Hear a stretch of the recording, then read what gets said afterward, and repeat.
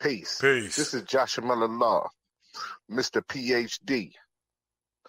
You're just now entering the cipher called Real to Real 360. K-Wise. Peace, God. Bring that beat in, kid. Indeed. Peace. Yeah. What's going on, party people? Welcome to the Real to Real 360 show. Let's get it in. We do the knowledge and wisdom so you can understand. Real to Real 360 shows in full command. We changing the game for how it all was taught. From bondage to freedom to an independent thought. Yo, the show is here to bring about a change for real. To lighten everyone so we all know the deal. 360 degrees is a fact. We created the show to give our love back to our communities so we can know what's going on and give them the support from knowledge to born. So if you're ready to learn, then it's time to go. Sit back and relax and enjoy your show.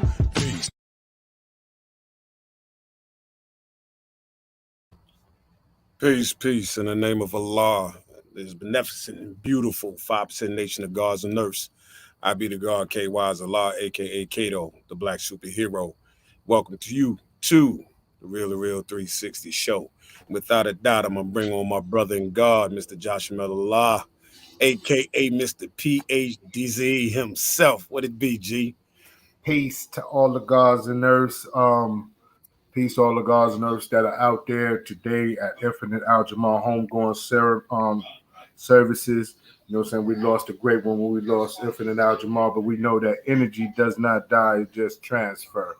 Absolutely. And, you know, like I said, with Infinite Al-Jamal, he was a great brother. He was an individual I met a long time ago, and we was able to build, and I learned a lot from him. You know what I mean? And it's given the opportunities, you know what I'm saying, he would definitely teach you some jewels. You know, hold on one second. But with everything being what it is, we expecting our guest, our special guest, to come on. But hey, Kay, so what's going on out there where you are? Oh, man, it's a beautiful day right out here in South Civ, man. Just enjoying this beautiful day. I had to take it outside, you know what I mean? Get some of this original vitamin D on this beautiful black skins of ours, you know. Let the sun touch the sun. That's all. Right. You know what I mean? Absolutely, man. But you know what's fun? Oh, wait a minute. Hold on. We got something. What's the status? Oh, look at it. Are you interested in promoting your channel to gain active followers and live viewers? Kindly send me a whisper. Wow. Da Pal. This is DJ K-Wise. I'm reading your question. You interested? You can holler at us. You know what to do. You know what I mean? Right. Hit us up on real360 at gmail.com. That's REAL, the number 2, REEL 360 at gmail.com. I'll post it up here so you can see it for yourself, and then we can talk and break bread after that. All right? So we'll be looking forward to hearing from you. Right. No, definitely is beautiful day. It's fun. You know, we get them. It's a beautiful day out here. You know what I mean? Enjoying this. This Wisdom Day of April. You know what I mean? All wise and being exact. And just loving it, man. You know what? I've had a couple other people the other day hit me up, say, yo, that intro that y'all got on your show, it was like, yo, well, who did all that? And I was like, well, that was myself. You know, we put it together. I said, but the video behind it was from, you know, our peoples that, you know, Milk did it up. So big up to Milk. And they was like, but yo, yeah. So as you know, I got you talking. I'm just talking to other people. And they want us to shoot, you know, maybe a live version of it with the two of us together and stuff like that. And I was like, no problem. We'll see how things go as it progresses and moves on. But to our viewers and listeners, we want to hear from you all. You know, how you doing, Facebook user? Good afternoon to you as well. I propose this right now to everybody that's out there listening. If there's anything you would like to ask on our show, feel free.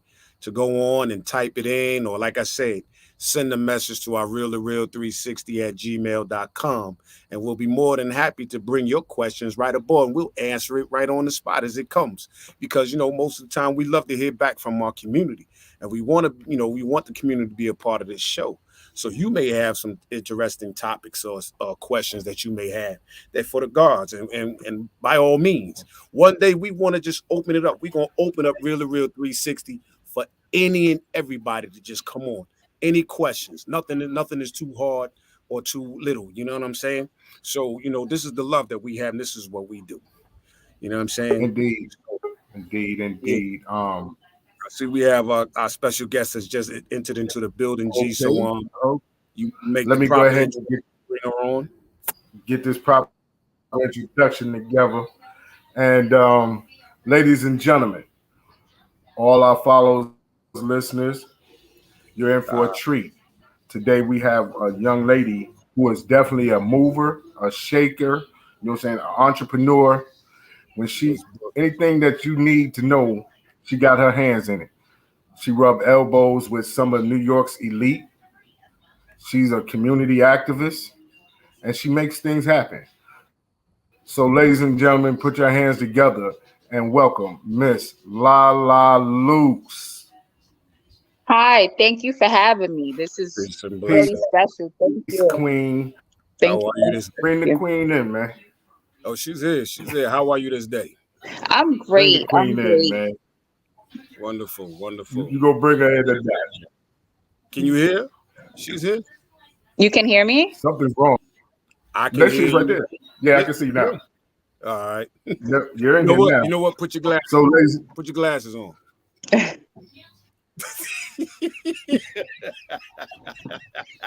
we go with the bull. Ladies and gentlemen, again, like I said, we have Miss Lala Lukes on the show, and she's definitely a mover and shaker when it comes to anything in New York. She got her elbows in it. If you need to know something, you need to understand business. She's spearheading women empowerment. She has nonprofit. She has several different businesses that she runs, and she owns herself. So I don't know how she get any sleep. I don't know how her hair stays long as it stays without going crazy with all the different things that she do. But I'm gonna give her an opportunity right now to introduce herself and give you a snippet of who and what Miss Lala Lukes is. Well, first off, I want to say thank you for having me. I like to be down with the home team, and that's one of the things being out here in Long Island. We need to have a better network of support as far as in the empowerment era for our people. It's a state of emergency right now.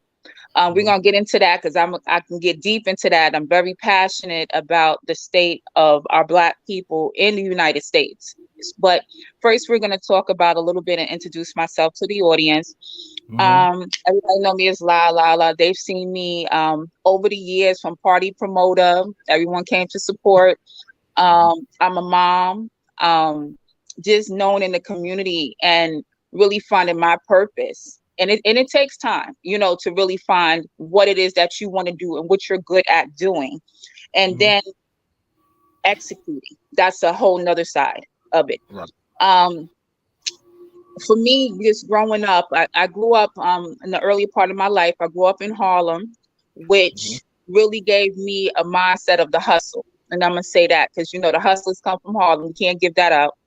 But what happened is that my life was impacted early on by having a parent that was addicted to drugs at that time. And we're talking about in the era of the crack and heroin era in Harlem. It's real. And I'm going to say, first off, it took me time to be able to even get to this point, to share this part and being more intimate and being more vulnerable with my audience. But when you understand my background, then you'll understand my path and my choices in life. Right. Being impacted, people didn't look. No, I didn't grow up in poverty. No, I look like nothing that I've ever been through. But like I said, the impact of drugs, the impact of seeing just our people tear up ourselves. It just was an early experience in my life. Being born on Long Island, moving to Harlem, then coming back to Long Island in a suburbia, we still had our demons and things going on Long Island as well. Different things that was going on with selling drugs. Sometimes my friends' parents was on drugs. You know what I'm saying? Or I know people who sold drugs to another friend of mine's parent. This was just the reality of things that went on in that era. I went to Roosevelt High School, which was good memories. I grew up on the borderline of Freeport and Roosevelt. I lived on Colonials. Most people know that. So I was like the best of both worlds. So I was like Freeport and then the Belt. But I got love on both sides. I was just a little bit different because my mentality, even earlier on, was a little bit more advanced coming from Harlem to out here. And then also having uncles. I had some uncles that was pimps in the streets, drugs, did that. And I could say they were successful, for what it was. And then I had the other side of the family that was in the books and education.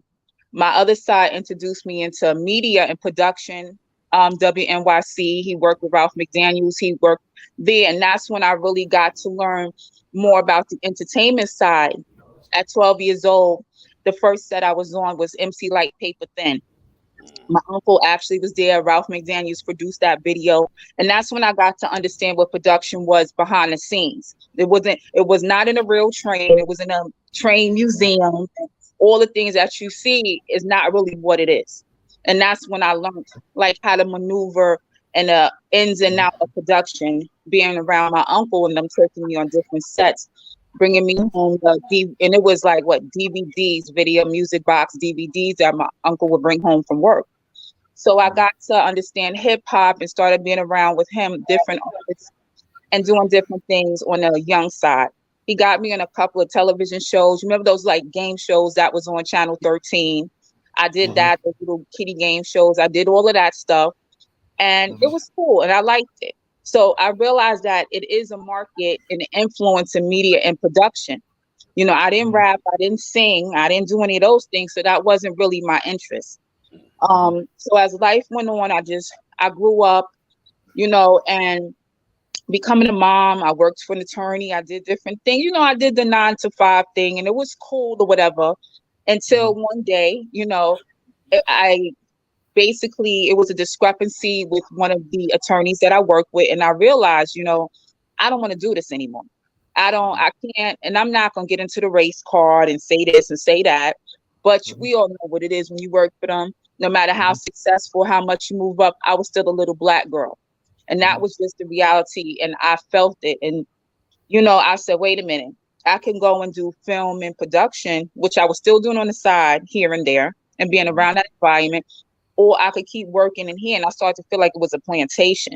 When you got to clock in every day and you got that time clock and you like, man, I don't want to do this. And you're sitting there and you watching the time and then they on your back. I said, this is a plantation. This is not a way of life for me.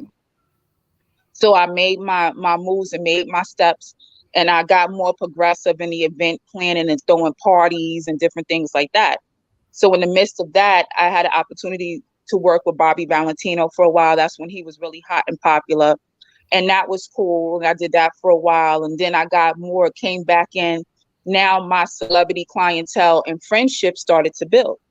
So at the same time, having relationships just from going out, just from looking nice and presentable in the fashion world, where I was able to build relationships, where I was able to pull clothing without collateral. A lot of people don't know when people say I pull clothes. No, I didn't use my credit card and swipe and return. That ain't pulling clothes. The stuff that people say that they doing. Pulling clothes is when you go to a showroom and can get furs and expensive pieces just by signing your name. So I had got to that point where I was able to pull. I worked with Cardi B, Uncle Murda. Oh my goodness, A Boogie.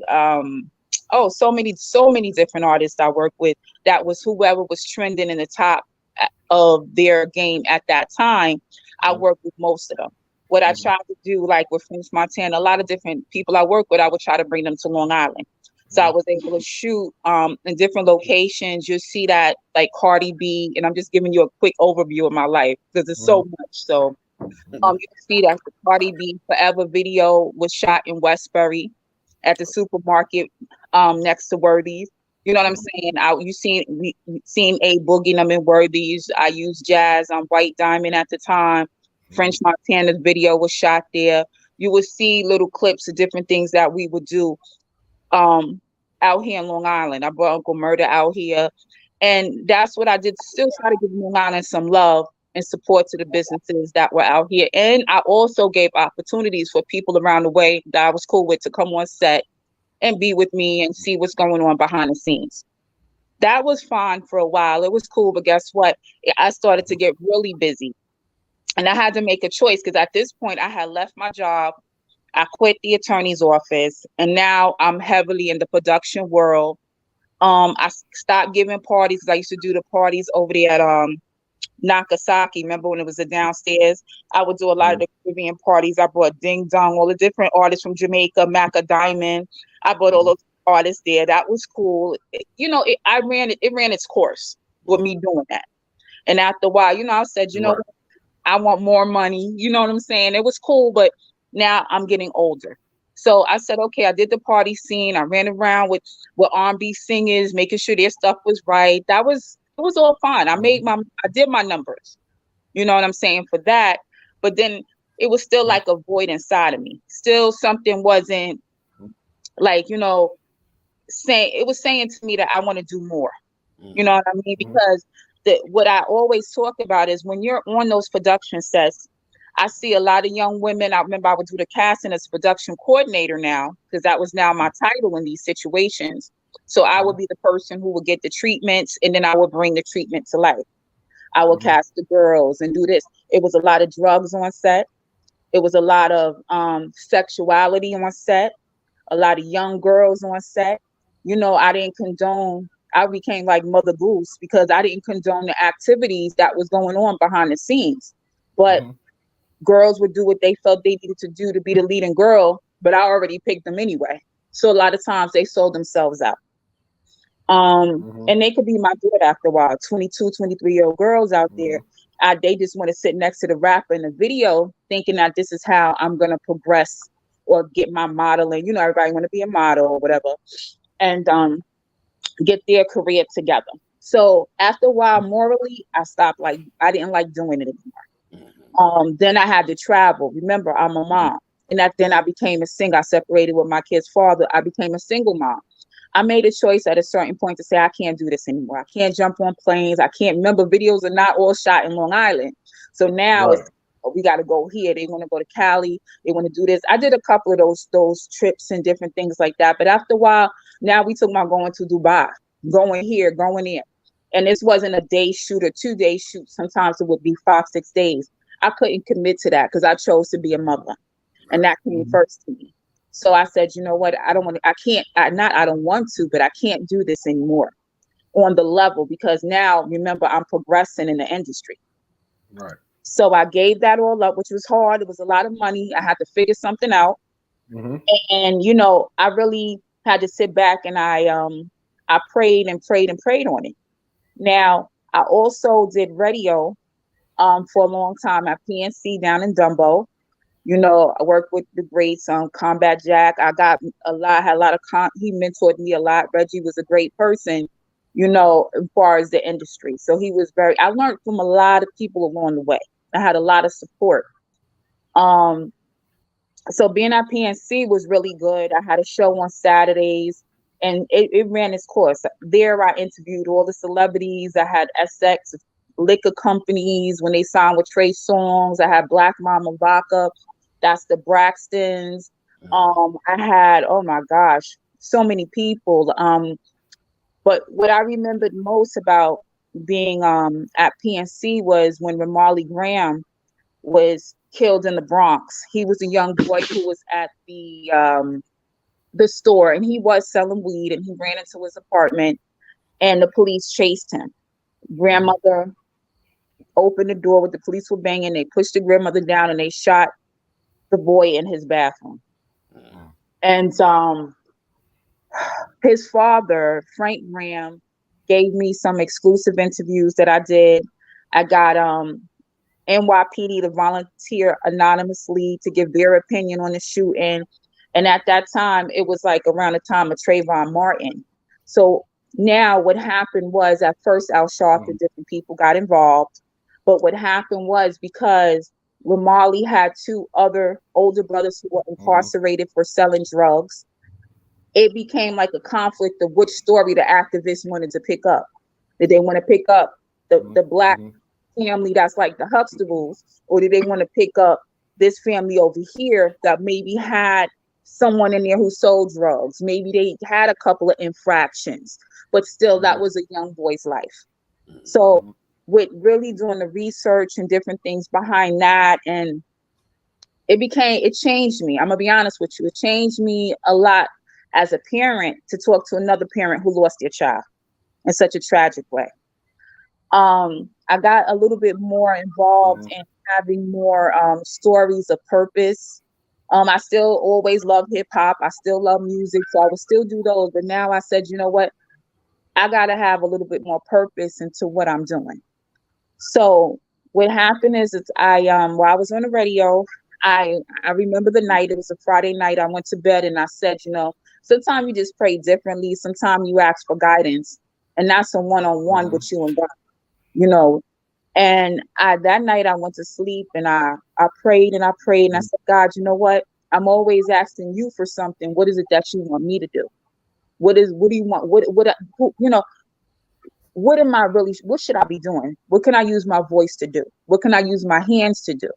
And I woke up that morning and I had a project in my head called Bag Lady the Photo Experience. And that project went to 0 to 100. I went on the radio. I said, you know what? I want everyday women that I'm dealing with topics like HIV, domestic violence, drug addiction, mental health, all of the topics that a lot of people don't want to deal with, you know, head on. And from there, I did it for 4 years. I had photo exhibits in museums. I had artists and entertainers supporting me. I did that project without spending $1 of my own. Everyone came in as volunteers because what we did is we showed how women transition out of states of abuse through photos. So each woman took a series of 3 photos. One was state of emergency, recovery, and recovered. So we had photographers, makeup artists, clothing stylists, locations. We had everything. I took 20 women and I transformed them. They all had a role to play. Somebody had to play HIV. Somebody had to play this. But it all told, when you looked at the photos, you knew exactly where I was going with it. So it was a lot of staging. It was a lot of thinking. And that changed my life. The response. It wasn't about the interviews. Now I'm being interviewed. Remember, I was interviewing people before. Now people are interviewing me. People are saying this is phenomenal. The support. I got awards, citations. I was published internationally and domestically in magazines, and all that stuff was great. You know what I'm saying? The accolades is cool, but you know what? It meant something to me. The women's lives that I directly impacted and I changed. Over the years, I worked with almost 100 different women in this project. I became the sister, the mother, the cousin, the everything to these women, and they were dealing. It's so funny. All the roles that I gave, I was dealing with women there. I didn't keep in mind. I didn't know these women. I did a casting. I had no contact with them. They dealt with all of these topics. You know, it was sisters there with HIV, multiple sisters with HIV. You would never know. Okay. Drug addiction, mental health, molestation. We're talking about the horrific things that can actually happen to another human being. I dealt with these people. I mentored them. I gave them advice. I helped them fight their demons that they were living with every day. You know, and it took a lot out of me. I'm going to tell you, spiritually, emotionally, it took a lot. So I had to take a break. And I'm going to be honest with you. I changed my phone number. I moved. I did everything. And I had to totally come off of social media. I had to have a time where I had to really understand who I am, because, you know, when you're taking all these different spirits and all these different energies all the time, and they are not good spirits. You understand? They're damaged spirits. They're broken spirits. They're hurt spirits. It becomes a lot to deal with. And I'm one person. And though everyone was like, you know, give me the pat on the back, go ahead, girl. They didn't understand what I was carrying. And remember, I'm Pandora's box. Somebody come to me and say, I got HIV. I can't go and tell nobody that. That's between me and them. So stuff stayed inside, and I held these things. I held them to today. Right. And Now, mhm.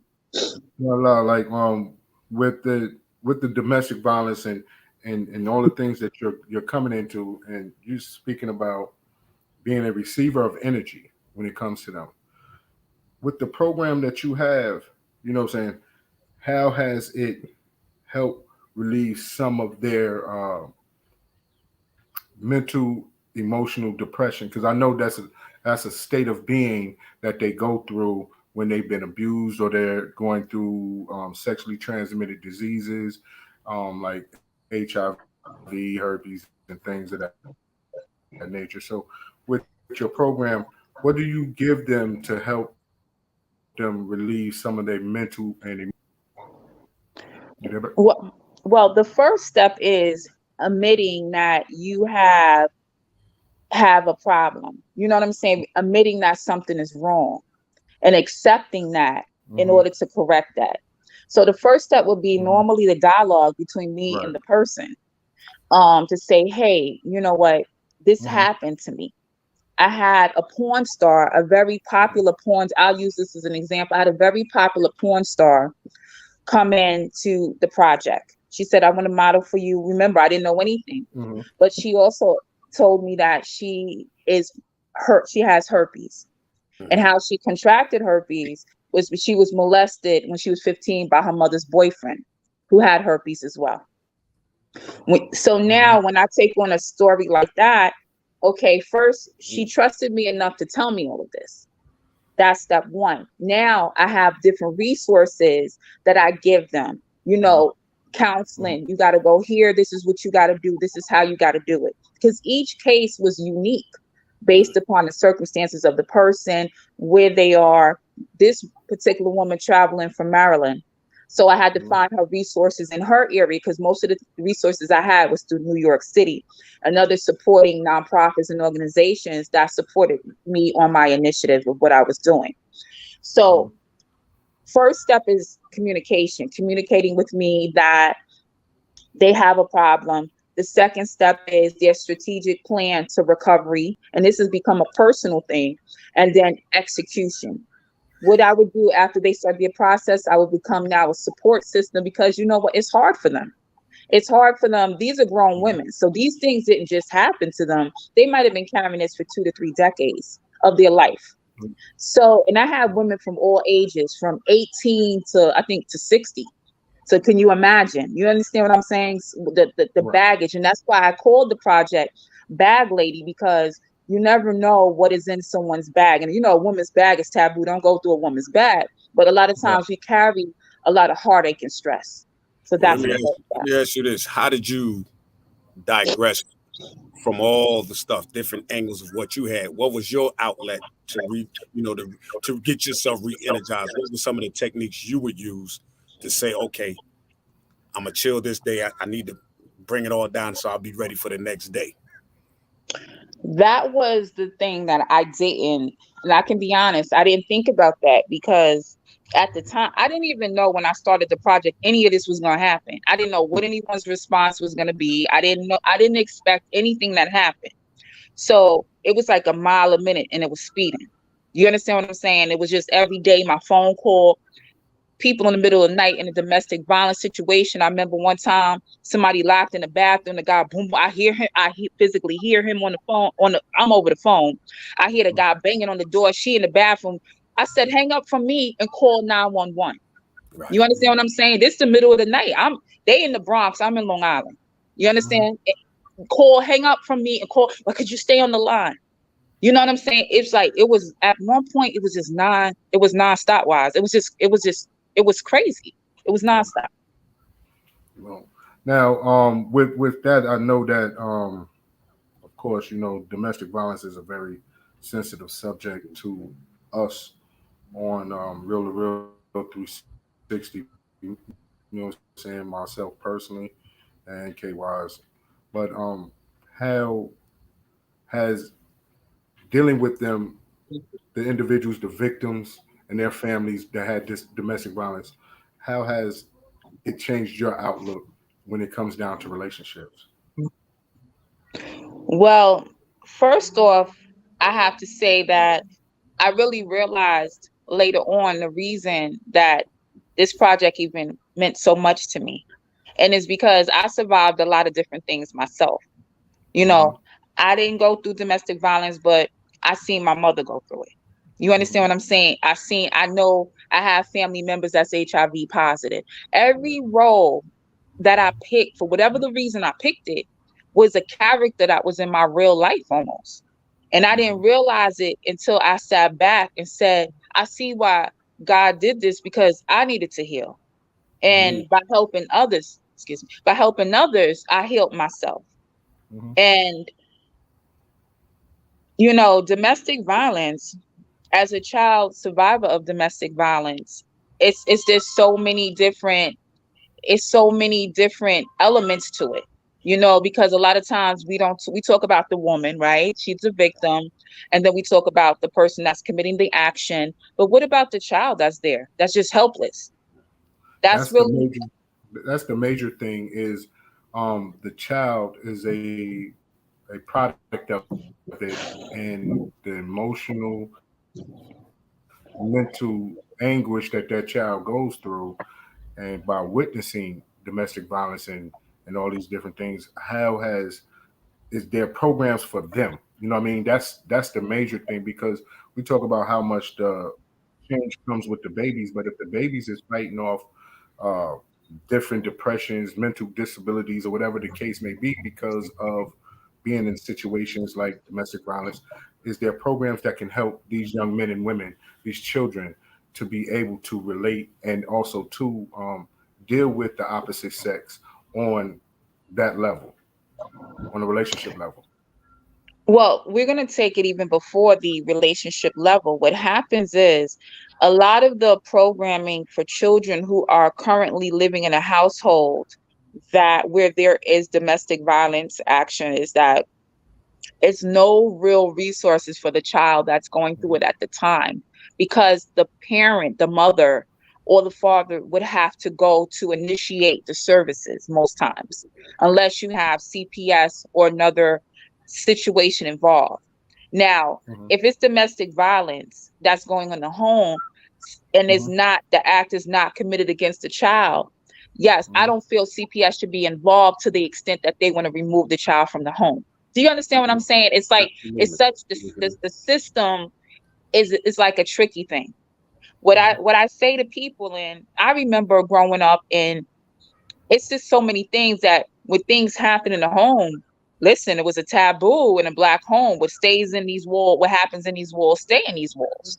So we're automatically taught from a young child, if something's happening to you, suppress that. Don't tell that. I'ma handle that. And normally it doesn't get happen. We have the molestation, we have the abuse, physical and mental abuse, because now we're told, hey, you can't say that. I couldn't go to grandma's house and tell grandma what happened over there on Friday night, because I will get in trouble. That's right. So now it's what I tell people is, if we're gonna be real about it, it's all our responsibility as adults to pay attention to the children that surround us. To see, when somebody is in a domestic violence situation, a lot of times, if your homeboy is a little aggressive to his girl, or if that's your girlfriend and she getting beat up, okay, you got to have these conversations with the person, the abuser and the abused, because 9 times out of 10, the person that's the abuser, they went through something. You understand? It's like this cycle that goes on.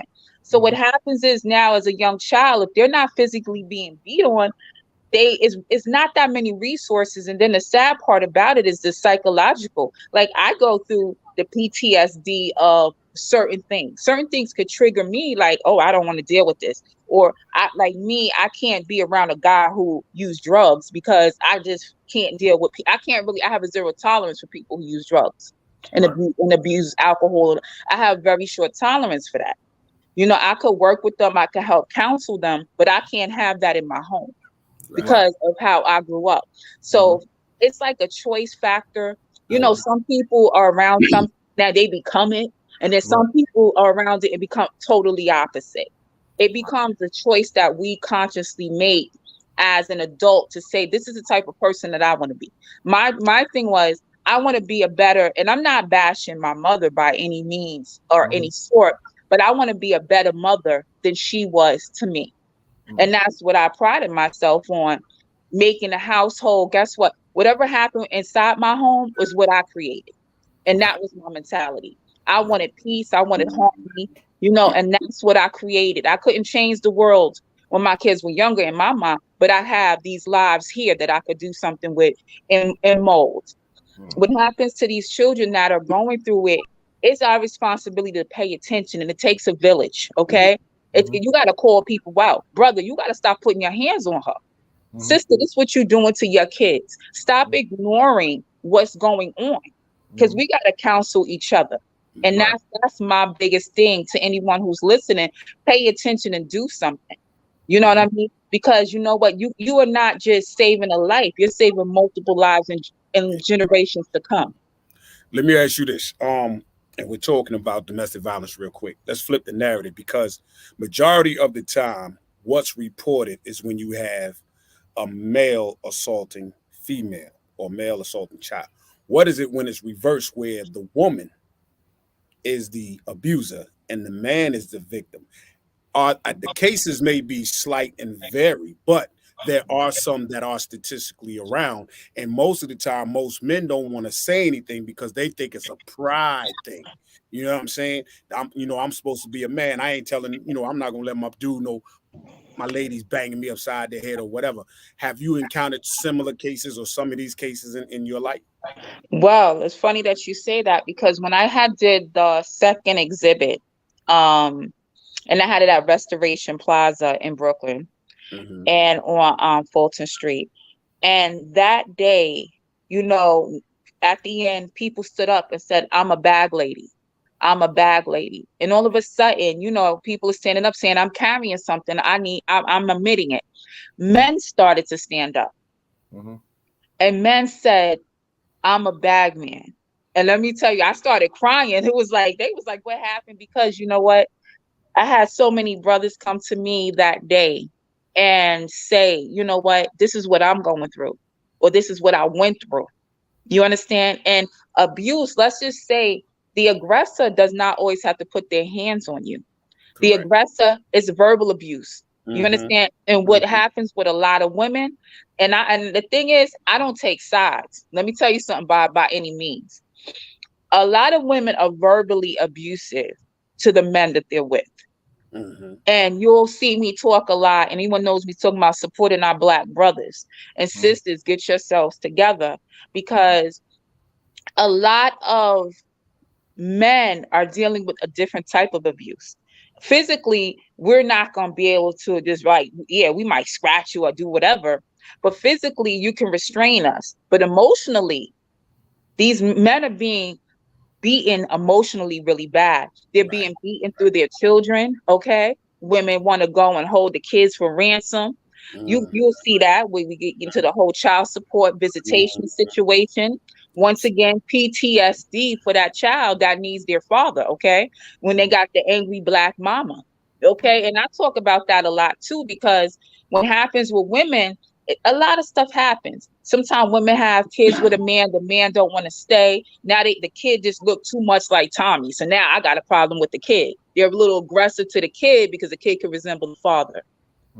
Or now, guess what? A relationship's in, and mommy want to be single and free, and now she got these kids to take care of, and the daddy not there, and it becomes something else. Do you see what I'm saying? Just that simple. And the kids deal with it from women, the fathers deal with it from women, men deal with it from women. Even you could date a woman who's promiscuous and sleeping around. Let's just reverse that. When a man sleeps around, right, as a woman, oh my God, he's the worst thing in the world. He's doing this, he's doing that, right? It's a conversation, it's a topic, right? But now, what about the woman who's out there cheating on her man, sleeping around, living real scandalous and loose? Is it really the same conversation? No. What about the woman that's sitting at home crying like, oh, he's out? But what about the man? Don't you think the man might sit home and cry or feel some type of way? That's where that mental health comes in. You know, it's so complex. What I learned is so many scenarios that's out there that can happen, that can go wrong. When we talk about, I talk a lot about mental health. Mental health, you know, just admitting that there's a problem. I have a therapist, to be honest with you. I speak to my therapist once a week. I look forward to it. You know, I have to decompress. I have to say, I'm not perfect. You know what I'm saying? How can I become a better person? And that's a daily process to become a better person. Now, I have a question on that. Like, when a woman has been in that type of relationship and she's been in a domestic violence relationship, whether it's physical, mental, or emotional, and she goes into another relationship and she brings that baggage from that relationship on to the next individual. How much more do you feel like they need to seek therapy to release whatever negative energy that they have from the prior relationship to until they go into the to their new one? Well, I'm going to say this. What happens is, I believe that we all need therapy. Okay, Mhm. that's number one. I feel each and every one of us, we need therapy. Something happened. Trust me, that we may need to talk about in our life or work out. Mhm. What happens a lot of times with women, they say, you know what, or men, is Mhm. this is across the board, really. The Right. best way to get over a person, they want to immediately start dating someone else. Let Right. me fill that void. Mhm. What I say, what happens when you get out of any relationship, okay? Relationships break up because something happened. They don't just break up because y'all were happy one day said we don't want to do this anymore. It Right. had to be something to trigger the breakup. So whatever happened, you got to give yourself time to heal and even acknowledge what happened, and Right.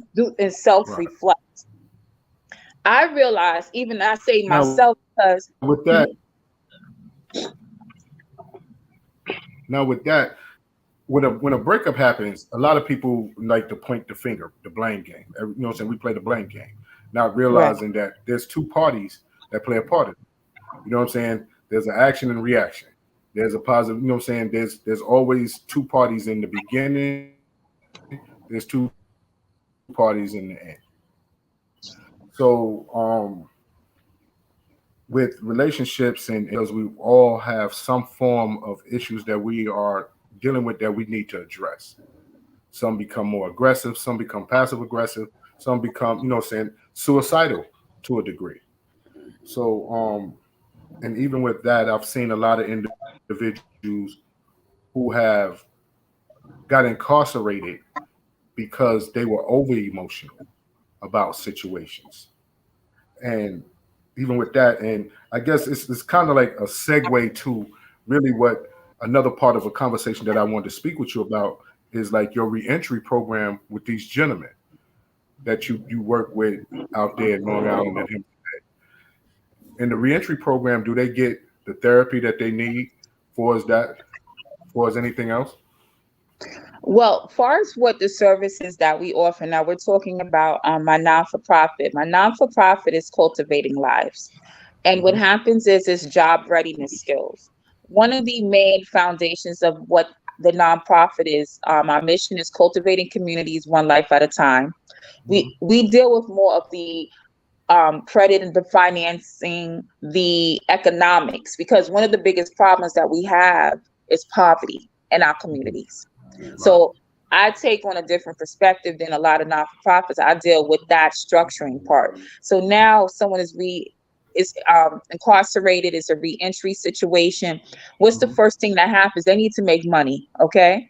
You Hmm. can't take, and also you can't take a man that might have been selling drugs and living a certain lifestyle and say, go ahead, go to public assistance and get some welfare.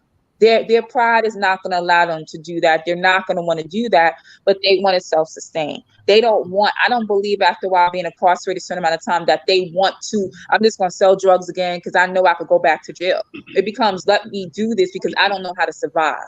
Hmm. As humans, we have an animal instinct. We're going to do whatever we got to do to survive. Right. So with that being said, offering resources like construction resources, this is what we offer. Because what happens is some people are not inclined. They're not gonna say like to be a scholar. Okay, sometimes they didn't go to school. They went to school. They didn't pay attention in school because they was just living a fast life, and now they're slowing down. A lot of these people here, if they were smart enough to sell drugs and put it together and create a system, they can understand the system, and that's the way that I look at it. They look at people who are incarcerated like, oh, they just dumb. They just no. Listen, to be a drug dealer is not easy. I don't want to sound like that, but you got workers. You got to figure this out. You adding stuff. You cutting. That's work, right? But now if you take that same mentality and say, hey, here's a trade. You might want to get into construction. That's one of the fields that we really try to promote to have people in. You can do this, you can do that, you can learn. It's so many phases of construction that you can get into. You can become a foreman, you can read blueprints, you can do this, you can do that. But it's about tuning in on what someone independent goals are and then what they're good at and really creating something that they can do. That's one of the things. That's one side of it. Now we're going to talk about the credit. What happens is with the credit resets after 7 years. So automatically I know if somebody's incarcerated for 10 years, what does that mean? That means they have what? No credit, right? It's easier to build a person with no credit than someone who had to fix someone with bad credit. So now they come home, they'll have a low credit score, but it's no activity. It's nothing there. So now teaching them what to do with blank credit, which credit cards to get. That's an important component because that's how you get an apartment, that's how you get a job, that's how you get a car, and then learning your DTI. Your DTI is your debt to income ratio. Understanding how much do you make, how much did you spend. Sometimes a lot of people spend a lot of money on eating out. I mean, I like to eat out, okay? Everybody that knows me knows I like to eat out. A lot of money goes to eat out, and guess what? Shopping. Those are the things that I like to do, right? But people have other things that they like to do sometimes where they spend a lot of money. And when you see it on paper, you kind of get a better understanding of what's going on. So DTI, understanding your credit, and then figuring out what it is that you're good at, that's the first step of reentry. Okay. Now, also too, excellent information. Yeah, she got a lot of information. Now, there's a pre-Easter pop-up that you're doing. Can you speak to that with you must have seen the flyer because I didn't even put that up yet. You was doing your homework, huh? always, always do my research, do my homework. Got to do my homework. So with this pre Easter pop-up that y'all doing, of course, my brother Al Malik is involved in that. That's my homie right there. That's our day ones, right? Right. Al Malik, he that was my enlightenment at one point in time. He told me, gave me knowledge and wisdom. So I had to get the understanding on my own. But can you speak to the pop-up and what you're going to be presenting at these pop-ups? Okay, so one of the businesses that I have, that's my LA. I always normally put LA in something or cultivating, it's me. For years, I've done custom chocolates. I'm self-taught chocolatier, and I will be. Actually, Amalik invited me to do the pop-up, so I will be doing, baskets, smaller pieces, affordable pieces of Easter theme and spring theme chocolate. So, how did you get into making the chocolates? Like, sweet tooth? No, not really. And I don't really eat. I'm a cake and pie person. I don't really eat chocolate like that, to be honest with you. But what happened was a lady who lived a couple of doors down from me when I lived in Freeport. I had my house over there. And she used to just do it a little bit. And I was like, what you doing? What is that? And she taught me the basics. She was an older lady, but then I put my own spin on it, and really went in to make it very customized. Anyone that wants to see, they can go to sweet_La Chocolates on Instagram. You'll see different things from my adult line. 420, we're going to drop some 420 stuff. I'm going to drop some Easter stuff this week. And you're going to see the uniqueness of the chocolate designs. It's more than just the taste, it's the visual component as well. Okay. Now, also, too, you have different businesses outside of the La Chocolates. So what about the hemp? You have the hemp seasonings? Yes. I have a seasoning. It's called Hemp with the Freemans. And you can also find that on Instagram, or you can look at the website hempwiththefreemans.co. And That all started because we sell as well hemp products. We sell hemp protein, hemp powder, hemp oil. And I realized when I was introduced to hemp, it helped me. Like, I suffer from eczema sometimes. My skin gets all crazy. So I can put the hemp seed oil on my skin. It'll help clear and calm my skin down. It has cooling factors. It's good for digestion. It's no THC in it. I'll say that as well. You can use the drops under your tongue. Put drops under your tongue. Leave them for 30 seconds. It has different natural facts. What happened is that I had developed diabetes during COVID. I never had diabetes before. And what happened, I realized, like, why is my body going haywire like this? And I had to start to take a look at the things that I was doing, what I was eating, what I was drinking. But then when I started to look into the cabinet, I noticed that a lot of the seasonings, because I really don't eat a lot of crazy stuff. So I'm like, well, what's going on? I looked at a lot of the seasonings that was in the corners, in the cabinets, excuse me. And what I realized is that it had a lot of preservatives, a lot of sodium as well. So I use a little bit of sodium in certain products that I have, but it's the pink Himalayan salt, because some people seem like they need that salt component in their life. But everything is hemp based. We have a hemp jerk, we have a hemp spicy jerk, and we have a hemp fish seasoning. Right now we're going to be, probably by the summer, we'll be dropping an all-purpose seasoning as well, because people are asking for that. So we're really, I'm really diving in heavy with the hemp products, because I believe in them. So whatever I do is something that I believe in. So it's good to have a portion of hemp in your life daily. Now, with the hemp, are you getting a distributor to put it in the stores, or people can get ordered online? Your microphone is sound like a computer. Oh, I'm my bad. Can you hear me clearly? Can you hear me clearly? It's still crazy. I apologize for that. The wholesale, are you selling it wholesale or anything like that? It's still bad. Let me see if I can work this out here. Is that a little bit better, or should I get? Oh man, sorry. Yeah, I believe she's asking the question is, are you? He was asking the question, are you selling it wholesale? Well, yes, we do sell it wholesale as well. You can contact me directly for wholesale prices.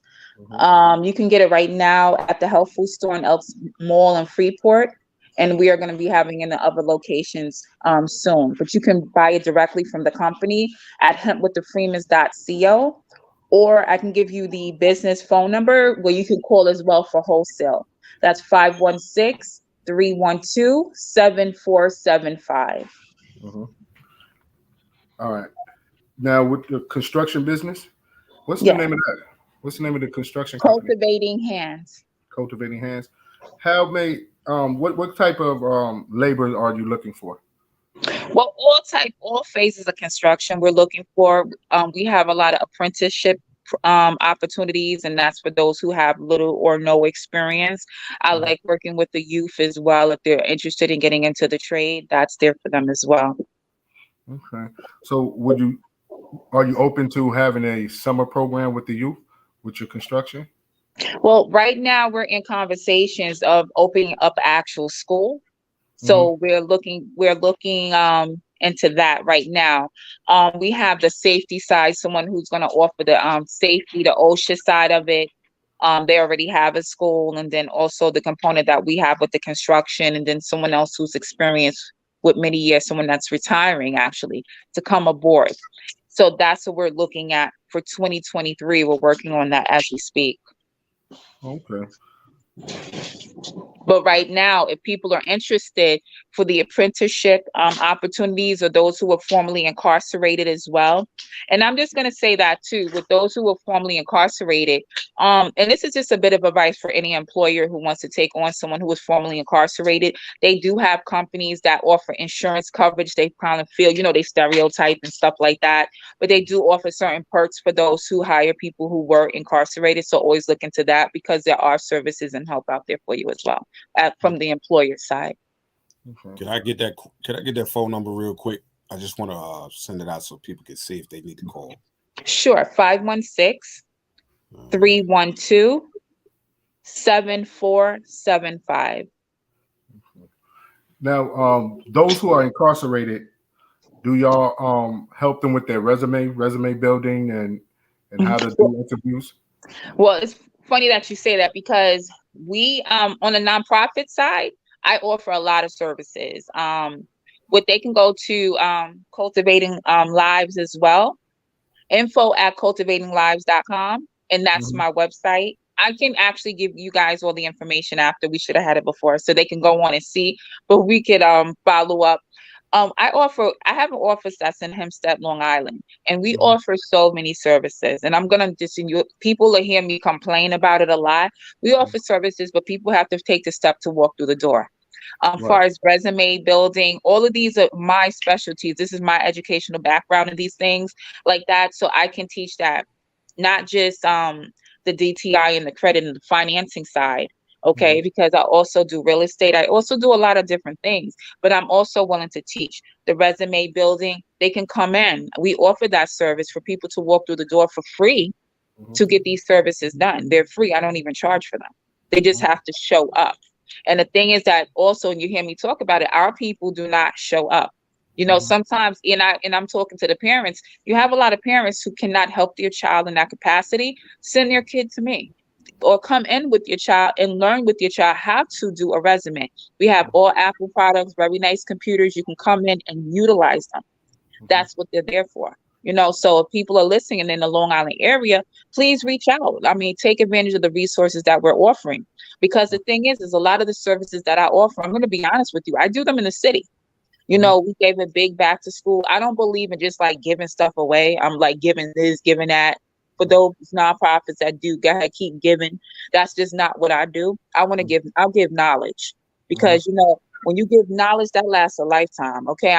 The turkeys, I did the turkeys. I used to do the turkeys for years. I didn't do the turkeys for Thanksgiving this year. But guess what? People I haven't heard from last Thanksgiving was calling, you got any turkeys? Hello. What about what happened all year long? So I'm not going to I'm not Santa Claus 365. I'm not doing that. But if you want to come in and learn how to self-sustain or learn how to purchase your home, we can do that as well. We have a program that's called Black Credit Matters. And the reason I'm not really with the whole Black Lives Matter stuff, I don't really get into the politics of that, but I had to use that slogan to catch people's attention. What the Black Credit Matters is that you can come in. It's a free program through the non-for-profit where we work with you to build your credit to go through the process to purchase your home. Guess what? It's like, once again, it's like pulling teeth. Listen, you're in the projects. I like to work with people that are living in subsidized housing, the projects. I like people that's at the bottom of the bottom. Okay. I'll go in the belly of the beast. I don't care. I want to work with those that are least desirable for a lot of people to work with. And I like to transition, but it's very, very hard with COVID, and everybody was getting everything for free. Now, to stimulate them to want to do something for themselves. That's where we're at today, because I'm here for it, but people have to take that first step. Okay. Wow. Can I just say right now, before we even go any further, I want to stop this moment to give you your flowers for what you have said, everything that you're doing. And I want our viewers to know, once again, it is about community building. It's about community networking. It is about us doing for us, to gain for us, to grow for us and our futures, which is the babies. And if you can't understand what this beautiful lady is putting out, so much information, so much stuff that you would never get in the average school curriculum, because it's just designed for you to work for them. When it's time for you to work for yourself, these are the tools and trades of what this knowledge that she is talking about is exemplifying. So, Ms. Lala, I thank you for being on the show and sharing your light, because I'm sitting here like, and I'm 50 plus, and I'm like, there's some things that I'm even want to listen and talk to you about. So I know that there's some listeners out there that should be like, wow, what information Where can we go? And I just give you one right now. We got a Facebook user that's just saying represent, and giving you mad respect. So Thank you. I see all the comments. I really appreciate it. But guess what? Absolutely. Tell a friend. I'm going to just say this. Tell a friend to tell a friend. Somebody's in need of the service. The number wise, I guess you'll put it up again. That I'm here. Absolutely. Like, this is what we do. You know, we have great opportunities here. We got male mentorship. It's not just me. It's, you know, we have male mentorship as well. We have something for the family. Utilize the services. That's what this is all about. You know what I'm saying? I want to see more people showing up and showing out. So when I come back on, I guess how many people we got into a home due to your show. Guess how many people we got jobs due to your show. I want to come back and give you your guys flowers. Y'all doing phenomenal things. You know, I follow what you're doing anyway. I'm coming up behind Judge Joe Brown and stuff like that. So, you know, I'm but I appreciate the opportunity, but I want to come back and I want to start telling the success stories of the people who are utilizing these services and benefiting from people like ourselves. You know what I'm saying? You're the messengers. You're putting it out there. So, you know what I'm saying? So we got those who do the work and we got the messengers is right there. But now we only can lead people to the promised land if they want to come. Right. Let me ask this real quick. For people who may be disabled, do you have online classes? I Zoom all day. I love Zooming. Okay. One thing, the benefit of COVID is that I was able to Zoom more and it's acceptable. You know, so you could work from bed, you could work from the office, everywhere. I'll be in the shower talking to somebody if they need help, you know, whatever. But yes, we do offer those services. And for those who cannot come in, for those that's in the general area, I suggest for you to come in to get the full experience and I could work with you differently. But for those who can't, the Zoom, because sometimes Zoom does make people a little lazy and distracted. But for those who need to get away, and you could bring your kids with you, as long as they ain't running around crazy. You could bring your kids with you, you know, if that's what they could color. We got crayons, coloring books, this and that. All that stuff is already there, so that way the parents can get the skill sets. And once again, I promote for our brothers to come in as well too and see on the construction side, this shadowing. My partner, Jamie Freeman, he does a master plumber, 25 years experience. Just come in and learn. You could just shadow him. You know what I'm saying? Let me tell you something. With construction, I don't per se have the hammer and the screw. I know the technical part of it, but I'm always learning about different things. And I'm like, man, if I would have learned about construction 20, 25 years ago, I'd be a multimillionaire today. You understand what I'm saying? It's a lot of, and it's not being, our people are not getting the bids. You understand what I'm saying? It's a technical part about the construction side too, about us having our paperwork. And what I'm very good at is doing the paperwork. So that's why I tell people like to come in, because if you have your license and you want to find out, you can sit down and talk with Jamie. He can break down, this is what you need to do, and these are the steps. We encourage our youth to come in, our young men, our young sisters. Guess what, women? You could do it too, okay? Watch the HGTV. I'm on it all the time. You got these women out there, and I don't get into the color thing, but watching and look what it is. We need to see more, you know what I'm saying, out there like that. We can do the same thing. Absolutely. You know, Black men, this is what we talked about. Get trades. You if you're a father and you got kids, bring them up there with you so you can build a family construction platform. Get it in, get it all that you can. The offer is here. The solutions are here. It's just you got to go for it. You know, for so long, like I said, you know, what we teach, we've been so led in the wrong direction for so long that when the right direction comes along, we look at it and we be so scared to even go forth with it. But the food is there, the knowledge is there, the teachings are here. So I encourage every black man, woman, and child that wants to do better for themselves. If it's just to even partake of, once you get the knowledge, you'll never be the same, because nobody can fool you from what you know, when you know, how you know. And that's the main thing. You know what I'm saying? Knowledge is to look, listen, observe, and respect. And this is the thing that we need to be teaching our youths daily. And it's so funny because I have a dear friend, Paradise from X Clan. And everybody know X Clan, see how old people are, right? We telling our ages.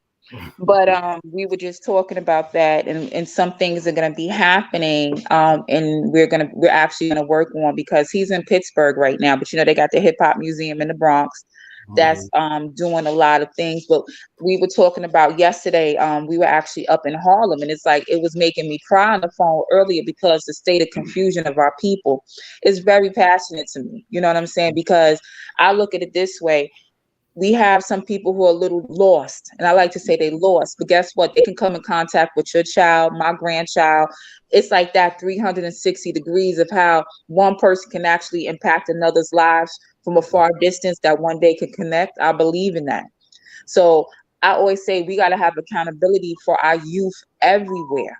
You know what I mean? The situation that's going on with the guns, oh, that's in Harlem. That's not out here. But my daughter, she's 18. She's always in the city. Guess what? One of those situations can affect my life just like that.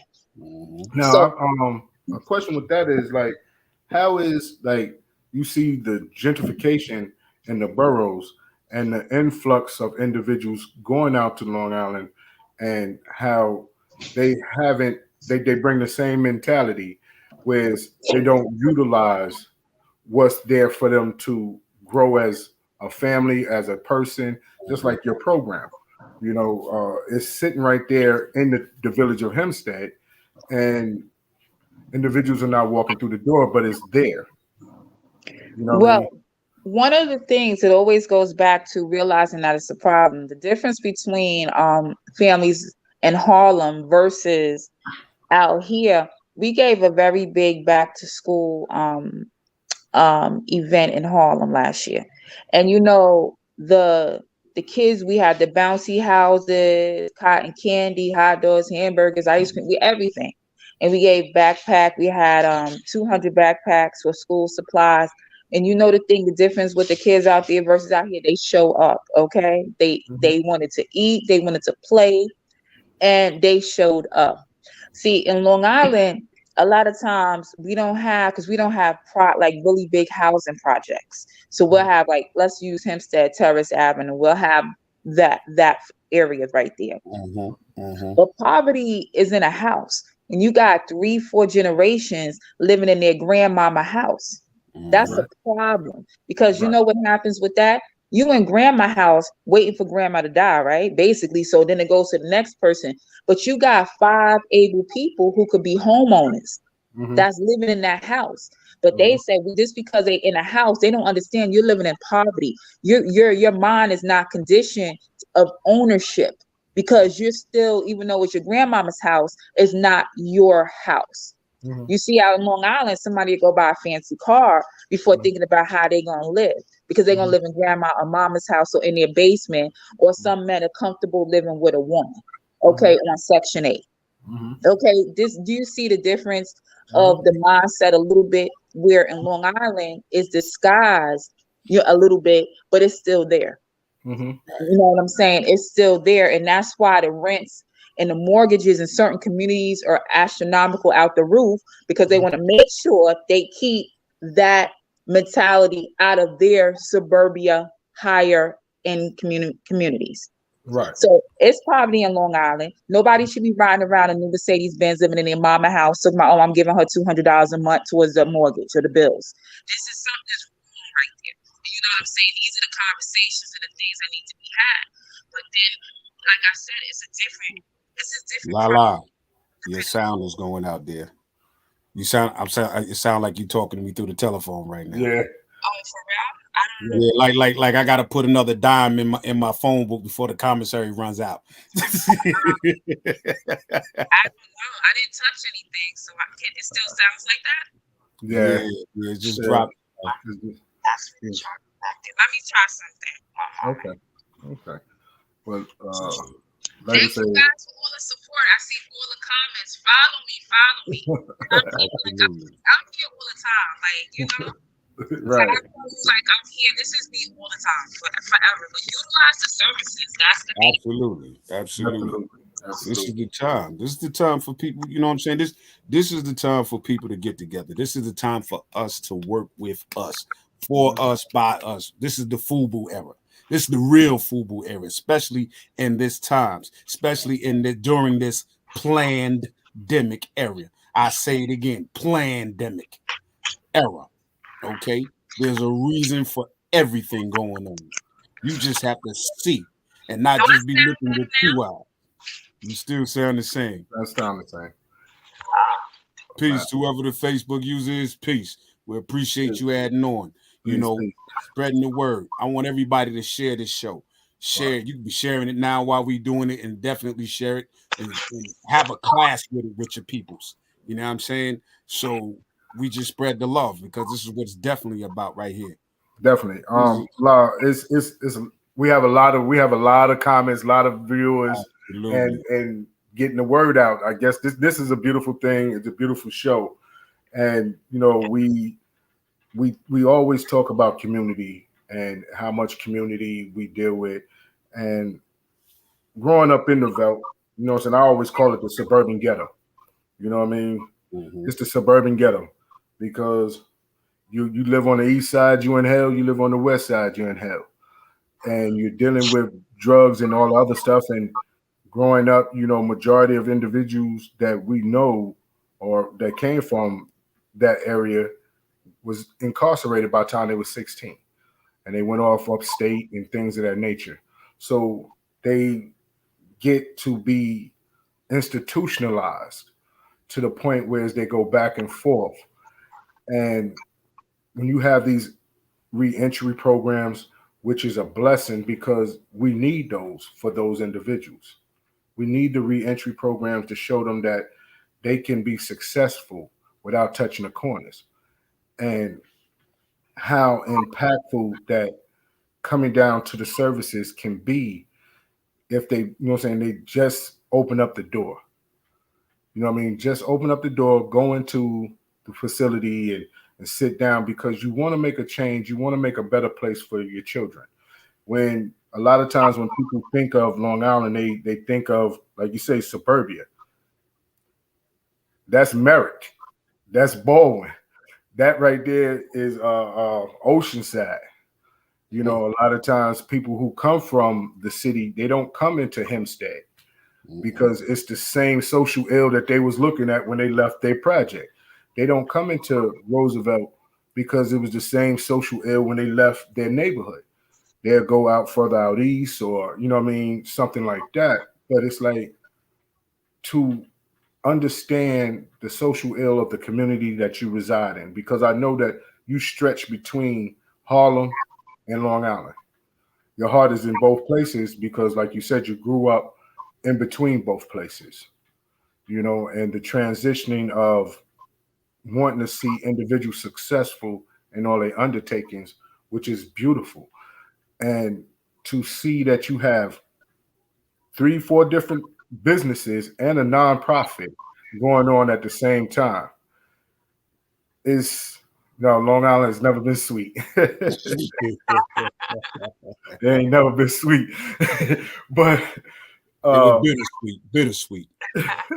It ain't never. What I'm going to say is you got a lot of kings and queens out here. You got a lot of people doing what they need to do out here too. I just want to see a little bit better unity out here for those who are still out here, because a lot of people ain't even out here anymore. And I don't want to give up on Long Island. You know what I'm saying? I'm in Baldwin or whatever, but down in Baltimore Harbor. But I feel like we could do a lot better out here. You know what I'm saying? We are doing, it's predominantly Latino community out here now. So it's not a lot of us. We should be networking together, getting these resources, buying, purchasing your homes, buy. Because you don't have a voice until you own something. And that's what people don't understand. You have to purchase, you have to have equity in your community, okay? It's not showing up at a rally, it's paying some taxes so you have a voice. That's when your voice counts. So that's what a lot of people have to do. Stop letting your kids live with you when they're 30, 40 years old. Get them out there and say, you know, how can you pay the bills? They need to start paying their own bills, okay? Let's have 3-4 homeowners, okay? Exactly. Yeah, that's exactly what it is. But I tell you one thing, I just hate the fact that it's coming down to the end of the show because we got so much we need to talk about.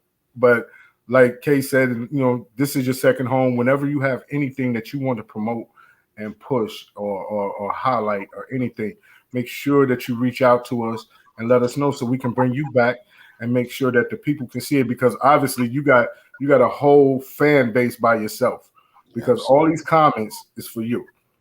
Maybe one or two is for peace to the gods. One or two might be peace to the gods, but the rest of them is mostly for you. So I want to thank you for coming on today. It was very informative. And if you can give us like 5 minutes before, so after the show is over, so we can discuss some things. And like I said, look forward to everything that you have going on. The pop-up show again, the pop-up thing again is when? That's on oh my God, I'm so bad with dates. What is it? The 7th. No, it's not the 7th. Okay. Next Saturday. What's next Saturday? Next Saturday is the 7th. No, part 7. The next Saturday is the 9th. The 9th. Okay, I'm just saying. Is this actually? Is this a week from today? I'll be there. You can come and buy. I'm gonna be honest with you. I normally don't do pop-up shops. I'm gonna be honest. I gave it a chance. Only I told Amelie, I said, I'm only doing this because of you, and because you gotta support them. Definitely, that's our day ones on our side of town. So right. And I'd be remiss if I didn't give the cake man his shout out. Al Malik's homemade cakes and cookies and sea moss and everything else. Stuff, and he's gonna drop some knowledge when you get it. So. Yes, and he's gonna give you some information to walk away with. So let me ask this question, because with all this information, I know that there is a vast novel of a book in you that you must be writing right now, or so people can gravitate to you even more. We need to put you on Oprah, get you out there, tell Oprah, yo, she got her book, she's ready, push it to the full 9. Is there a upcoming book for you, or do you already have something in the works? Well, I have a children's financial literacy book that we're working on that's getting ready to drop soon. But it's funny you say that, and I'm just going to let a little cat out the bag for the few people I don't know. They're actually creating a documentary on my life story. So we're in the writing phases of that. Phenomenal film crew, they work with Mike Tyson, a couple other people. I'm blessed to say that they came to me. I was speaking at an event in Harlem at Street Corner Resources. And after that, they were so engaged that they said, listen, we want to tell your story because they find empowerment in teaching others how I've made it through and I survived, and also dropping knowledge along the way. And like the one thing I could say, because we went to Roosevelt High School, the things that I talk about is not what we learned in school. I learned this along the way. I stumbled, I fell, but I got back up. All right. Oh, thank you for the comments. Absolutely. Listen, fans, supporters, our listeners, we are definitely going to bring her back very soon. We're not going to wait too much long. We will have her back very soon, as long as her schedule is not too busy for us, and she can come on and let us know the next time, because when we put this out, we're going to put this information out at least 2 weeks in advance for her return, so y'all can stay tuned, shoot the word out. We're going to do this like the Win Song commercial and tell a few friends and so on and so on and so on, because this has been one of the greatest. Again, this has been one of our greatest interviews thus this far within 2022. And it's time. It's our time. And definitely let them know that they can tune into you. And you got to support you and tune into you as well. You know what I'm saying? Because you guys are doing a phenomenal job. So I want to just say that, and I appreciate that you're giving so many people opportunities to tell their stories. It's power in telling people's truth. So. Well, we thank you for that. We thank you for that. But this, like you said, this is definitely what we do. And yes, viewer, it is our time. And it's our time, it's your time too. So if you want your voice to be heard, you know what you need to do. Hit us up at the real360 at gmail.com. Once again, REAL, the number 2, REEL 360 at gmail.com. We want to hear you. We want your voice to be heard. We want your story to be told. You know what I'm saying? Because each one teach one, each one leads one. So let's do it all together and then bring that Black Wall Street to a full bloom. All right. That's all I got to say. And I love you, Miss Lala. Word is bond. Thank you. Thank you. Thank you. Thank you for having me. I appreciate it. Always. It's nothing but love. You know, that Exit 21, we got to always represent that. Absolutely. That's right. But at this moment in time, Kay, you know what time it is, baby. Yeah, listen. Take us up out of here, son. Once again, party people in the place to be. You know what it is. It's your man DJ K Wise, along with my co-host, Mr. Josh Shamel Allah, aka Mr. PhD himself. And a special shout out to our lovely special guest, Ms. Lala. Luke's has done a fantastic job. And we thank our fans most for listening and tuning in and supporting us each and every day. All right. So we're going to just slow it down for a bit. And Miss Lala, we got you. Like I said, Stanton, we're going to hang out backstage for a little bit. Okay. So again, tune in to the Real 360 show. You don't ever want to miss another episode, because as long as we nation building and community building, we are unstoppable. All right. Yo, be safe, be loved, don't be judged. Be judgmental and fair in what you do. Give your kids love, give your mothers love, give your dads love in the midst of anything, because family is first. All right. Peace to Allah's 5% Nation. I love you. We love you. And it's all about nation building. We out, people. One love.